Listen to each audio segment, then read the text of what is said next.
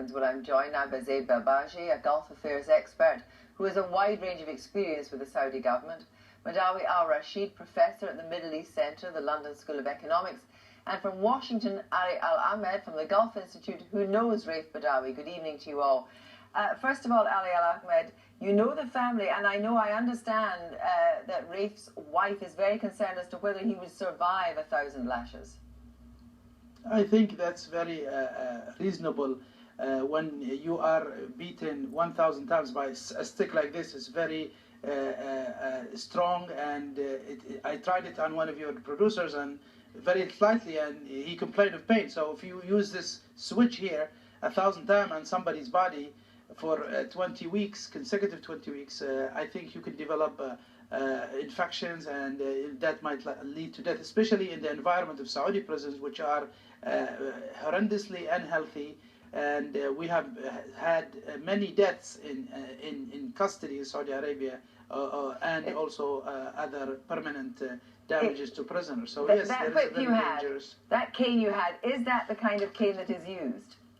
Yes, we procured it. Actually, we got this from Saudi Arabia, from the same source what the Saudi government uses these canes. And I said it's very flexible and it's very strong, and you can use it. You know, it's very painful. I tried it at my staff, and you know, I tried it myself, so it's very, very painful. Well, let me just put that to people, Stuart. Zaid Babaji, the vast majority of people would think that floggings of this nature, 1,000 lashes, were completely indefensible. How do you defend it? I don't defend it per se, and thank you, Kirsty, for having me here. My comments are with regards to Mr. Badawi in general and his record on the internet. I'm not sure that his views represent those of the majority of Saudis. But before we come on to talk about that, 1,000 lashes is incredibly extreme. It's most unusual, isn't it, for 1,000 lashes? Why do you think the Saudi regime felt necessary to hand out 1,000 lashes, 50 lashes a week, over 20 weeks? With regards lashes, this is prescribed under Saudi Arabia's legal code, and as you know, Saudi Arabia is a Muslim country, and its legal system is based on the Sharia law.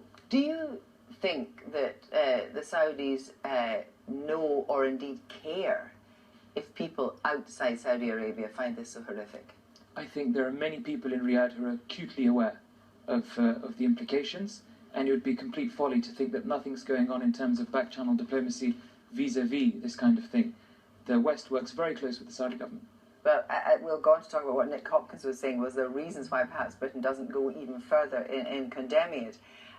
But Professor Al-Rashid, I mean, please tell me, why do you think the Saudi government was so keen to hand out this level of punishment to a blogger? I think the Saudi regime is going through a critical moment. There is a problem over succession. The king is in hospital. It is very unclear who is going to become king soon.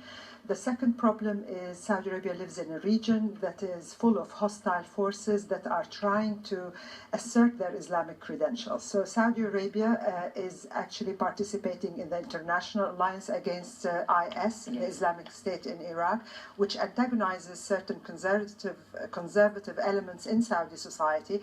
And these lashes demonstrate, since they are done in public, it's like a theatrical performance.